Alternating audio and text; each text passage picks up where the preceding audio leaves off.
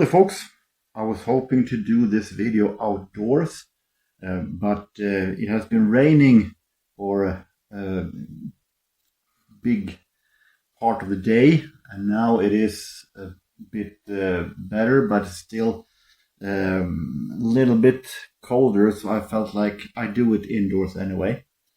I don't do that much threads these days, unfortunately, for some reason. If you don't count the annual vinyl tag in the beginning of the year. But I felt like, why not? When it is a special 80's vinyl tag created by Graham Watson, aka Crackin Vinyl, who celebrate his 10th year in vinyl community. Congratulations to that. From one who been there and done that, celebrated 10 years, you start to think like, hey, that was a lot of time. Wow. And then you realize, what have I done during those 10 years? Been filming and editing. But congratulations to your 10 year. I hope that you will continue. You had a special 80's vinyl tag, as I said, and as it is pretty much right up my alley, why not do a response to it? So let's start. 20 questions. Number one, best 80's video. We had some great videos during the 90s, like Genesis and Jesus He Knows Me and so on. So there is a lot of great videos, but when it comes to the 80's, the one that I think of is a video that has the same director as Michael Jackson's Leave Me Alone.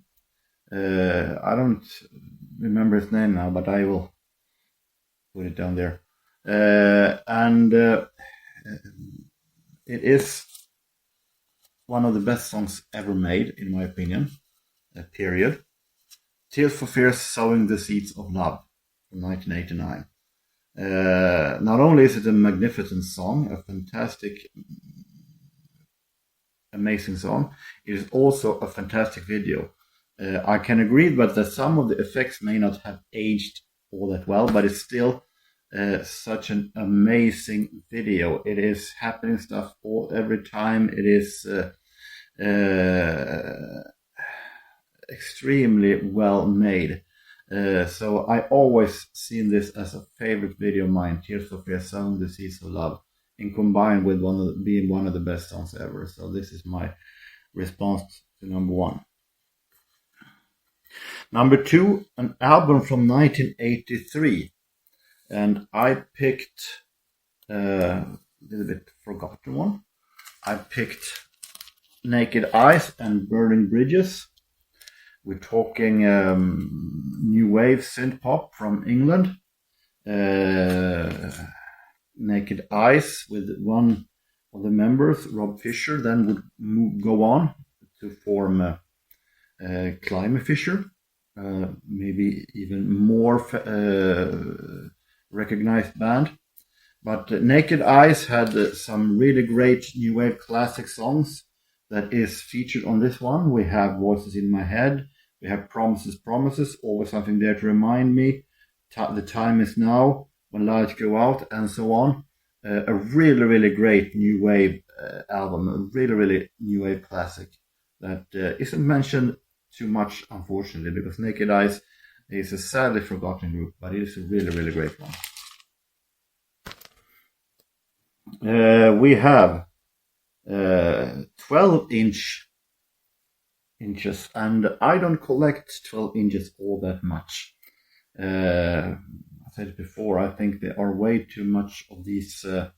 There is hopefully the radio edit, which I always prefer because that is the real song, and then it is remixed with the constant instrumental breaks, sometimes with the sound that doesn't sound like the melody, and it is the song is totally butchered So I'm not too fond of 12 inches. I prefer 7 inches singles much more, because there's the single, then you have a new song in the back, I guess.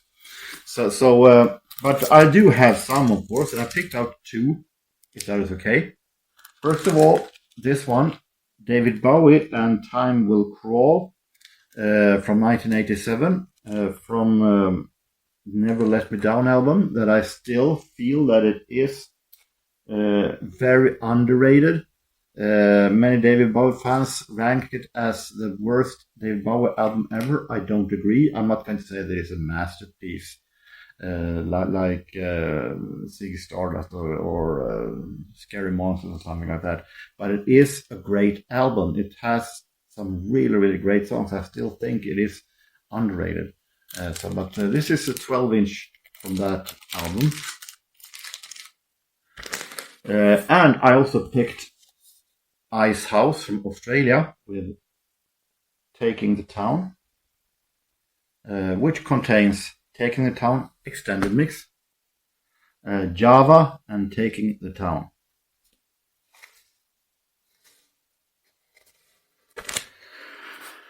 We have a one-hit wonder.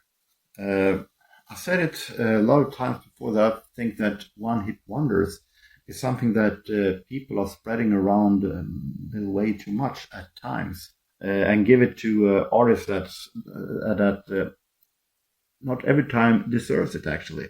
But this is a band that I definitely feel deserves to be one-hit wonder. Maybe because they only did one album, and one song from that album became a hit, at least here in Sweden. But I think it was pretty the same everywhere. I'm talking about Device, American group that had a great hit in 1986 with Hanging on a Heart Attack. That was a big hit here in Sweden, and in many other countries also. And they released this album, 22B3, which is a very underrated album. It's a really great album with a lot of hard-hitting, almost new wave-ish synth disco, with a lot of rock feeling in the edges. And they released another single also that was Who Says, that is also a really great song. It should have been a hit, but I don't think it made it that high in the charts. So I can definitely think that Device is counted as a one-hit wonder, even though they deserved better. But they released only this album for the members went separate ways, and the woman Holly Knight went on to become a successful producer and composer. She wrote Tina Turner's The Best, among others. So, but Device, 22B3, sadly underrated album. An 80s album recorded by a record by my favorite 80s artist. And people who knows me knows what is supposed to come right now. Of course, I will pick my favorite band, Depeche Mode. I picked, talking about the 80s, a lot of their best album, Violator, came in 1990, so that one is of course excluded. So I picked the second best, if it is something like that when it comes to Depeche Mode, Black Celebration from 1986, a magnificent album, synth popish, dark, but at the same time some really amazing sound and beat. We have classic singles like Stripped. We have a Question of Time, a Question of Lust. So it is a fantastic album. A real classic. Dance floor banger. Well, I'm not the kind of guy who would go on a dance floor all that often. I'm more of a DJ-ish style of guy. But I picked this one. A really fantastic album that I discovered. understand at first when it came in 1987. But through the years, I discovered how fantastic this album was. We're talking about Mars and Pump Up the Volume, Pump Up the Volume, Pump Up the Volume, Dance, Dance. Fantastic, almost hypnotic beat that makes you wiggle, and you can't stop wiggling or whatever you want to do to it, no matter how much you try. Mars, a collaboration between the bands Colorbox and A.R. Kane, two bands that, from what I've heard,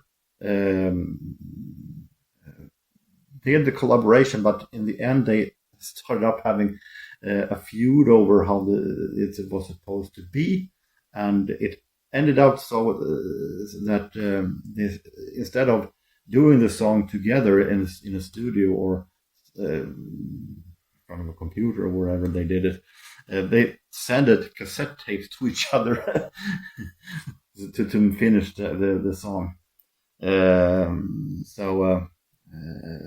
To no one's surprise, Morse only lasted one single. But what a fantastic single it was. Definitely the best song of 1987, in my opinion. Album cover that is the most 80s. Could be many things. What that actually mean? It's in the colors of the album, if it is its clothes or stuff like that. But I picked Cyndi Lauper's She's So Unusual. A really fantastic album. You will hear me say that to a lot of these albums, if not all. But it is a lot of 80s when you look at the clothing style, the hairstyle of Cyndi Lauper, and also the colors. It's a lot of 80s in this album cover, in my opinion. We have a record by my favorite Live Aid band.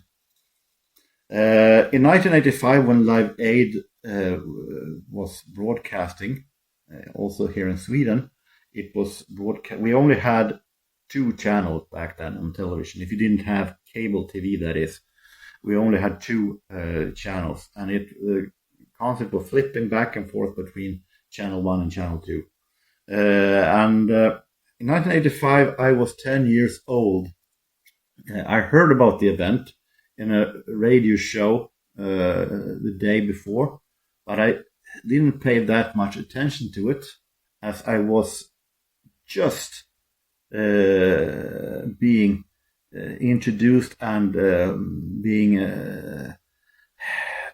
discovered pop music for real through that radio show. So I was a little bit confused in how I was supposed to explore further my new interest in pop music. I don't think that eternity long live concert on stage was exactly what I needed back then, I guess. But I of course heard of and seen clips of it afterwards. So I know a lot of it still. And I picked one of the artists that was one of the driving forces in this, talking about Midge Ure and Ultravox. And this is Rage in Eden from 1981 that contains those classic The Voice, The Thin Wall, We Stand Alone, really classic synth pop album deluxe, and a fantastic band also. So I will definitely say that this counts as my favorite band of Live Aid, even though of course I had discovered it afterwards, not at that time. We have a band with big hair. There were some of those, but many of them were connected to the metal genre, the hard rock genre that I don't listen to all that much.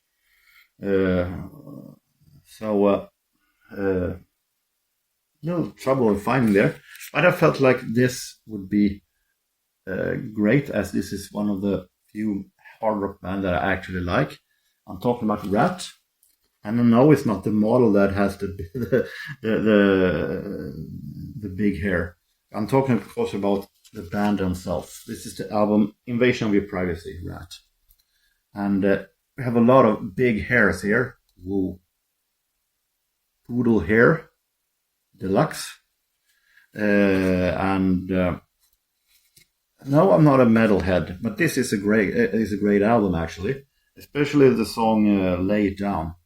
That was a song I discovered early, very early. So this is a great album, or it's Shanger.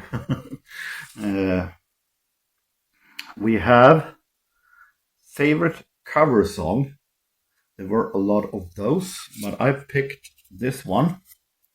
A lot of those that were connected also to that early 80s trend that I never understood, when they're supposed to look like and sound like the 50s and 60s music were so all of a sudden so trendy that you have to have artists that sounded like the 50s and the 60s in their sound, but with modern instruments. So but one who managed to succeed that and blend these in a perfect way was Tracy Ullman, comedian, singer, and she did 2 albums. This is the best song with her, They Don't Know, which is written and released in the beginning by none other than Kirsty MacColl. I think this is a fantastic produced song, a really, really awesome produced song that blends the 80s and the 60s in a really great way that makes both sound really, really great, both genres. We have Forgotten Gem. There were a lot of forgotten albums, forgotten bands in the 80s that should have been remembered more. Especially in the new wave genre, because there were many of those that released maybe one album or even only one or two singles that never all of a sudden disappeared. I will show one here that I think deserve better. They released actually 2 albums. I only have one of them. I want to find the second one of these days. But this is a really, really great one. Fiction Factory, Through the Warp Wheel Out. Through the Warp Wheel Out is an underrated new wave album. Fiction Factory had one hit, Feels Like Heaven. Ghost of Love was also a song that they released, but it never became a hit. And Feels Like Heaven might be the best new wave song ever released. It is a fantastic, relaxing, and beautiful song. And this is a sadly forgotten album by Fiction Factory. As I said, they only released 2 albums before splitting up. But this is definitely an album that should have been a way bigger hit than it became, actually. We have 12. 2 artists that I wished collaborated.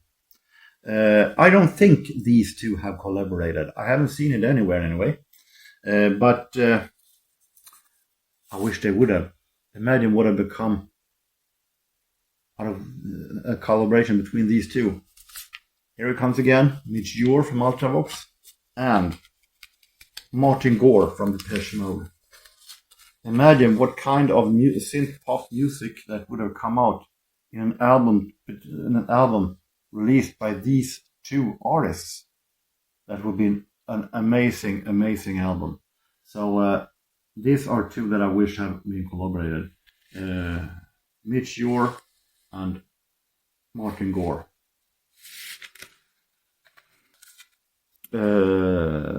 Number 13, Time Machine, an artist that I wish I could go back and see live. You know that this would have been happening, that this band would be returned over and over again, because my natural answer would be Depeche Mode again. Imagine going back to 1986 and see them perform songs from Black Celebration and songs from backward in time also, live when they were at their peak then. So that would be fantastic. So go back to 1986 and see them, Depeche Mode, perform live with the focus on Black Celebration. That will be a fantastic experience. So Depeche Mode, my natural answer. I don't think Depeche Mode will return now. We have a synth pop record. I said that they won't be returning. Sorry. But I think I just shown one with Depeche Mode. You want more synth pop records? Okay, here we go. This can also count as Forgotten Gems, because this is also a band that should have been a whole lot bigger. That released, I think this was the only album they released. I'm not sure. But what an album it is. Another British new wave synth pop band, Mobiles, and their self-titled album from 1983 or 4, I think it is, from 1982 even. They had 2 minor hits, Drowning in Berlin and Amor Amor, and this is an album that at times sounds much like Ultravox, but with a female vocalist instead. And it is a really dark, atmospheric and mysterious and amazing album. So Mobile's debut, an early 80s synth pop experience in my book. We have a song from a movie. When it comes to soundtracks, I normally prefer those that are created especially for that movie, instead of when I pick soundtracks with random hit songs that are being heard in the movie. That could be counted as any compilation album, best of hits from 87 or something like that. I prefer when it created special music for that movie. But there are, of course, exceptions. Soundtracks that contain so much great songs that it is amazing. I have not seen this movie myself, but the soundtrack grabbed me when I found it. And songs from that I heard in radio way before I got it. I'm talking about music from Ruthless People, Bette Miller and Danny DeVito soundtrack movie. And as you can see, it contains so much great songs. The one I'm picking is this one with Kool and the Gang, Dance Champion. No huge Kool and the Gang fan, though they have done some great stuff. And this might be one of the best songs they have ever made. A really, really funky beat and amazing sound. And Dancing Champion, Dancing Champion. It is a fantastic groovy soul dance track. So I'm picking this one, Kool and the Gang and Dance Champion. But I could also have picked Modern Woman, Bill Joel, also a great one, or a lot of great. Even Mick Jagger managed to do pretty okay here. And you know it's a great soundtrack. Sorry, I was a Rolling Stones fan. I'm not one of them, as you know. We have a hairbrush song. I've never been that kind of guy who's it's not me. But I picked this one because this has one of the catchiest refrains that could easily be a hairbrush song. British Wax and Building a Bridge to Your Heart. Wax, Andrew Gold, great singer in the 80s that had a lot of hits of his own. And also Graham Goldman from 10cc. Guys with a lot of humor, a lot of charisma in their videos and the live shows. And this was a fantastic, funny, and really, really awesome, catchy song. But this is a fantastic song that could easily be sung with a hairbrush close to your mouth. Urban record, which means hip hop, soul, house, dance. Hip hop, I have none of. The rest could be easily mentioned. I have a lot of those. But I picked this one's a little bit on the edge, because between the 80s, 1989 and 90. But it was created and released in the very end of 1989. So I pick it as 80s. Double Trouble, British house duo, and the album As One. Double Trouble, that is mostly famous for being helping Rebel MC in the song Street Tough in the autumn 1989, the single. And it is a great song, but I really discovered when I heard this one that there's our house track that were even more groovier and even better than that one also. So a really great house album with a lot of amazing groove, sound. It really surprised me of how good this actually was when I bought it for 10 cents actually. We have a band I would like to make a comeback. I would like to see Level 42 make a comeback. I don't think they are officially split. They split in 1994, but they have since they united and did another album in 1999. That was a pretty good one. But then they haven't released anything, as far as I know. An EP, I think, but nothing, not an entire album. And now one of the founding members, Boone Ghost, also have passed away. Rest in peace.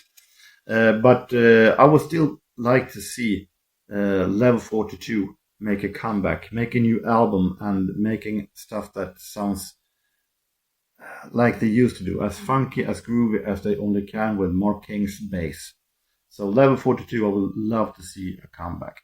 And speaking of which, we have album that I could jam when walking with my Walkman on, my freestyle on. And more Level 42, and one of the best albums ever in my opinion. Did I say that I am a huge Level 42 fan? I think you know it by now. But Running in the Family, a classic album that I can listen to over and over again. It is so amazing. With the tracks Lessons in Love, Children Say, Running in the Family, It's Over, To Be With You Again. The hit singles that are just amazing. And this is one of the best albums ever in my opinion. Fantastic, well made, so funky and pop, jazzy, and amazing sound. And 80's Crush.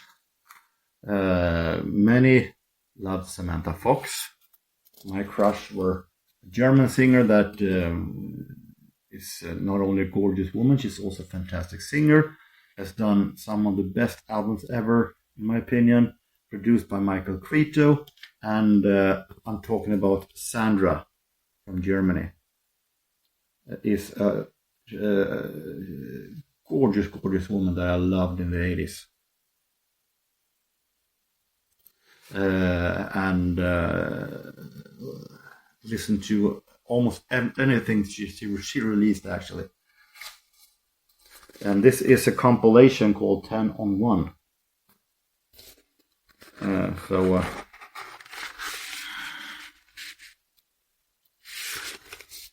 My crush in the 80s.